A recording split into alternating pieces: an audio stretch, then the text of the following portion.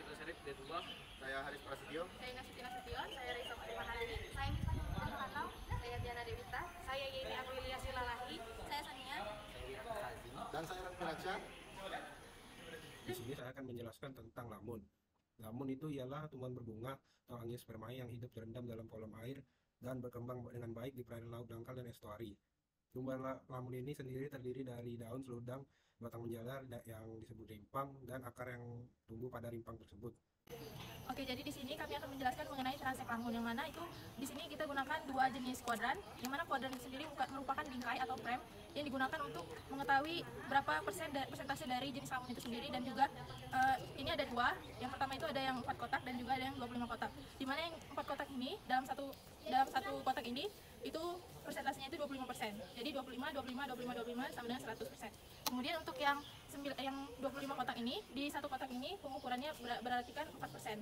Kemudian alat selanjutnya yang digunakan itu ada rollmeter. Jadi rollmeter ini digunakan untuk melakukan transek lamun, yang mana ditarik dari awal dari 0 meter, lalu ditarik sampai ke 50 meter, dan di tengah-tengahnya itu pada pengukuran 25 meter itu dilakukan pengambilan sampel plankton. Ya. Baiklah, yang pertama dilakukan itu dilakukan penarikan rollmeter sepanjang 50 meter.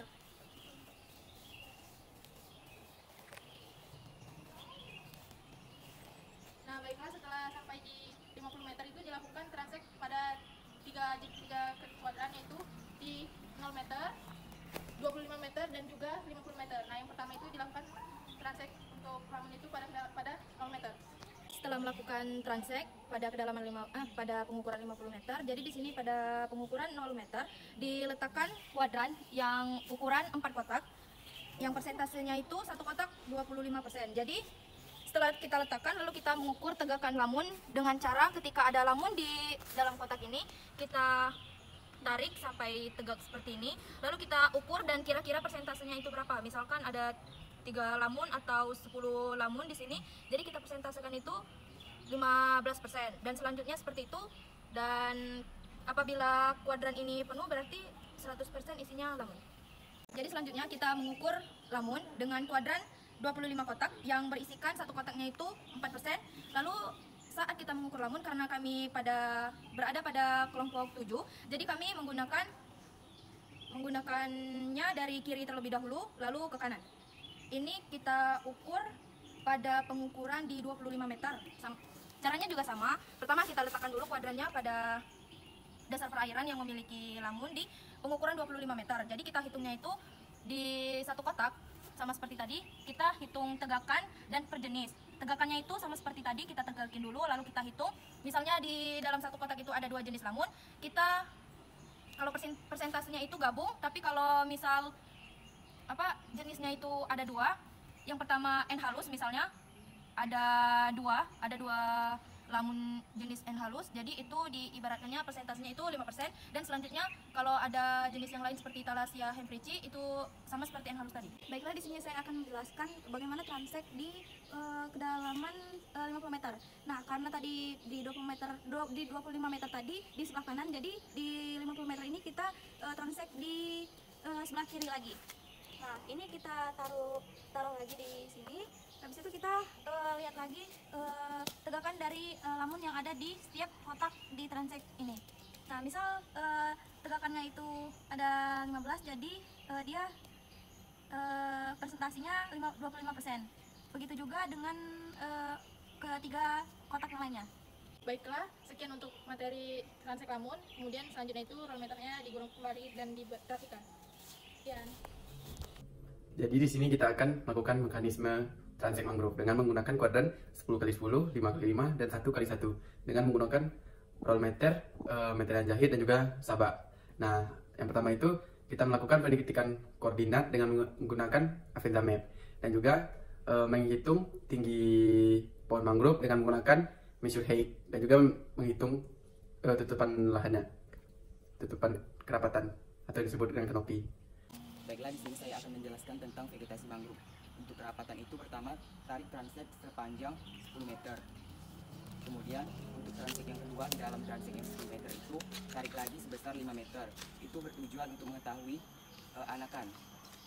Yang keduanya itu tarik lagi di dalam transek yang 5 meter tadi sepanjang 1x1. Itu bertujuan untuk mengetahui jumlah semayan pada mangrove.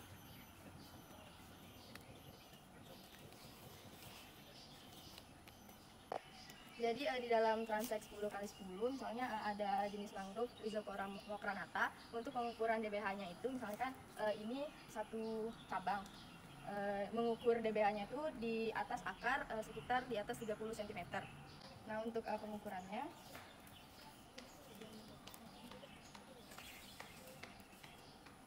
misalnya ini 122 cm dikali 3,14. Nah, itu hasilnya.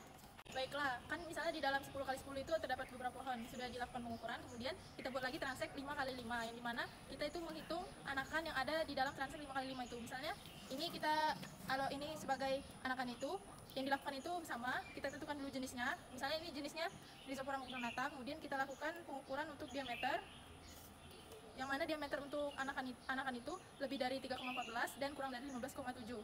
Nah, untuk diameternya itu kita ukur, misalnya di sini kita ukur, lalu hasil dari pengukuran kita itu kita kalikan dengan 3,14. Nah, apabila kurang dari 15,7 dan lebih dari 3,14 berarti itu disebut dengan anakan. Kemudian kita lakukan juga pengukuran tinggi dan juga perhitungan untuk jumlah daunnya. Nah, setelah itu, setelah dilakukan transek 5x5, dilakukan juga transek 1x1, yang dimana di dalam transek itu kita lakukan kita lihat adakah semai atau tidak di dalam transek tersebut, yang mana untuk semai itu sendiri itu cuman kita hitung saja ada berapa jenis, kemudian kita tentukan dulu jenisnya apa dan kita hitung jumlahnya ada berapa.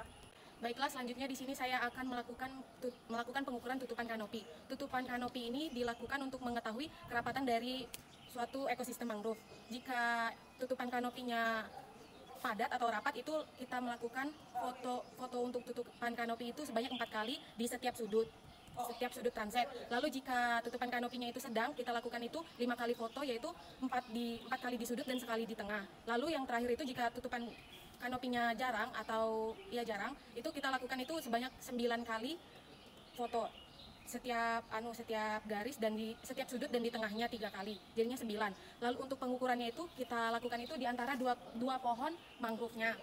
Terus lalu kita foto di sini seperti jangan terhalang oleh tubuh kita, lalu difoto.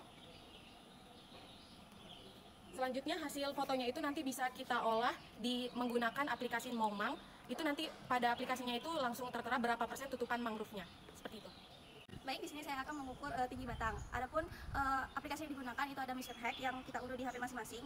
Nah, di sini kan di Measure Hack itu ada 2 pilihan, itu Measure Hack Only dan ada juga Measure Distance and Height. Nah, itu kita pilih Measure Height Only, lalu oke. Nah, di sini kita ambil jaraknya, ada jarak tertentu. Lalu setelah kita ambil jarak tertentu, kita ukur tinggi batangnya dari akar sampai ke ujung batang. Lalu jika sudah, maka kita SS hasilnya. Nah, untuk pengukuran tinggi batang itu kita lakukan pada pohon, lalu untuk anakan juga di dalam transek 10x10, 5x5. Baiklah, setelah selesai pengukuran transek mangrove-nya, lalu kita menggulung kronometernya. Oke, baiklah, di sini kami akan menjelaskan tentang pengambilan plankton yang ditarik dari 25 meter dari pesisir menggunakan kronometer. Jika sudah ditarik, maka kita akan pengambilan plankton. Nah, di sini metode pengambilan planktonnya itu adalah metode pengambilan plankton di permukaan air. Nah, untuk alatnya itu ada 2 dibutuhkan. Yang pertama itu adalah ember dan planktonnya. Ember sendiri itu harus yang kapasitasnya 5 liter, karena untuk memasukkan ke plankton ini butuhnya 100 liter. Jadi misal embernya itu 5 liter, berarti membutuhkan 20 kali pengulangan untuk mencapai 100 liter di plankton.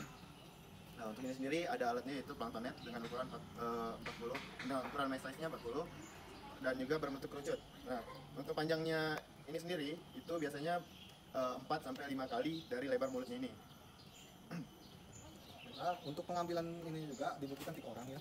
Yang pertama itu untuk sebagai pemegangnya, memegang jaring. Yang kedua itu pengambilan airnya menggunakan ember. Dan terakhir itu adalah memegang botol ini agar tidak tercelup ke dalam air, agar tidak tenggelam ke dalam air. Misal botol ini tenggelam ke dalam air, maka sampai itu akan rusak. Oke. Untuk mulanya di sini ada ember yang muatannya 5 liter. Jadinya dibutuhkan 20 kali pengulangan seperti yang kita sampaikan tadi. Untuk mengambil airnya itu mengambil air di permukaan. Jika sudah, kita masukkan ke dalam tutupan konek ini. maka sampai 20 kali pengulangan. Jika sudah, maka botol ini dilepas. Terus sudah dilepas, sampel yang tersebut ditambahin cairan H2SO4 atau formalin. Nah, untuk kegunaannya sendiri itu agar menjaga plankton itu tidak berkembang biak lagi. Jadi sampel yang kita punya itu, yang kita bawa tetap dalam keadaan seperti saat kita mengambilnya.